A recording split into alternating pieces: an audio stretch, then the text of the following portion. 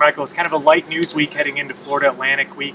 That's to be expected. It's a non-conference opponent that not many folks are excited about, but Alabama's kind of focused on improving within itself, and I think the biggest area after what West Virginia did is the secondary, and we've noticed some changes there over the last couple of days. Yeah, no, it was yesterday we first saw Eddie Jackson back with the first group at cornerback, moving some things around. Bradley Silv moving over to the second team, playing the same side as Cyrus Jones. So, you got to experiment a little bit. It's the time of year to do that. It would be these two games where you're playing some opponents that maybe won't be as challenging on the scoreboard. Yeah, Eddie Jackson kind of had an up and down freshman year, kind of broke in big at that Ole Miss game and then kind of went away for a while, came back and started at the Sugar Bowl. But he was really doing well in the spring before that knee injury hurt him. But I think the interesting thing is in the spring it was Eddie Jackson and Bradley Silv, and Cyrus Jones was the odd man out.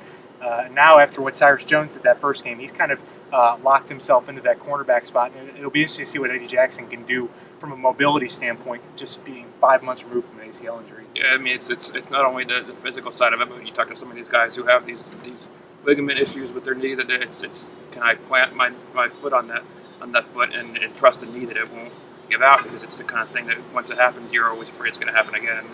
And Jalston Fowler was one of those guys who said he was, after coming from his ACL, he was hesitant at times last year.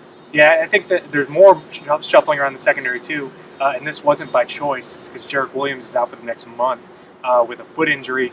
It looks like Geno Smith is the guy that steps in at star in Alabama's nickel packages, but it's really not that simple replacing a guy like him because it's so much of a chain reaction, and we saw that today on the practice field. Yeah, I mean, there were guys all over the place. We're seeing Jabril Washington out there. I mean, there are just all kinds of different people working around different spots. I mean, you're right, the chain reaction is huge, and it's going to be an issue to work forward. But I guess, again, if there was a good time for this to happen, it would be at this point in the season. Yeah, we're not going to learn much about Alabama's defense, I think, in these next couple games, but it's certainly going to serve as a confidence booster going into the September 20 showdown with Florida.